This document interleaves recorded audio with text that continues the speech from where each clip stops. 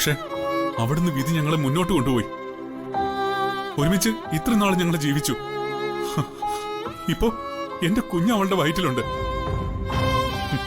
ഇവിടെ എന്റെ കൂടെ സന്തോഷത്തോടെ ഈ മുറിയിൽ ഇരിക്കേണ്ടവള് എന്നെ പിരിഞ്ഞ് ഒറ്റയ്ക്ക് അവളുടെ വീട്ടിൽ പോയിരിക്കുന്നു. ആരെ കാരണം? നീ പറ, ഞാനാണോ? പറ, എന്റെ കുഴപ്പം കൊണ്ടാണോ അവള് പോയത്? ഗർഭിണിയായ ഒരു പെണ്ണിനെ മാനസികമായി പീഡിപ്പിക്കാവുന്നതിന്റെ പരമാവധി അവളെ വിട്ടിട്ട് പീഡിപ്പിച്ചു. എന്റെ അച്ഛനും അതിന് കൂട്ടുനിന്നു. എടാ, അവളെന്റെ ജീവനാടാ. അവളില്ലാതെ ഞാൻ എങ്ങനെ ജീവിക്കും? എടാ സന്ദീപേ, എനിക്കറിയില്ലടാ. എന്നെ ഉപേക്ഷിച്ച് അവൾ ഇവിടുന്ന് ഇറങ്ങി പോണെങ്കിൽ അവളുടെ മനസ്സ് അത്രയ്ക്ക് നൊന്നിട്ടുണ്ടാവില്ലേ? അവളില്ലാതെ ഞാനിവിടെ വയറ് നിറച്ച് ആഹാരം കഴിച്ച് സന്തോഷിച്ചിരിക്കണം അല്ലേ?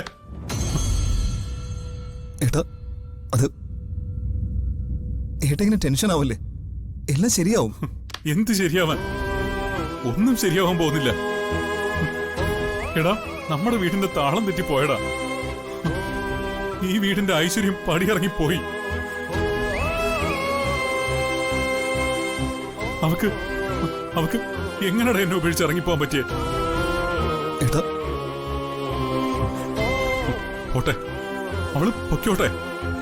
ഇനി സൗകര്യമുള്ളപ്പോ അവള് വരട്ടെ. എനിക്കും വാശിയുണ്ട്. ഞാനങ്ങനെ വിട്ടുകൊടുക്കാനൊന്നും പോകുന്നില്ല. അവക്ക് എന്നെ ഉപേക്ഷിച്ച് പോകാൻ പറ്റുമെങ്കിൽ അവളെ കാണാതിരിക്കാൻ എനിക്കും പറ്റും. നീ നോക്കിക്കോ. അല്ല, നീ എന്തിനാ വന്നേ? അത് ഏട്ടനെ ആഹാരം കഴിക്കാൻ വിളിക്കാം. ആഹാരം?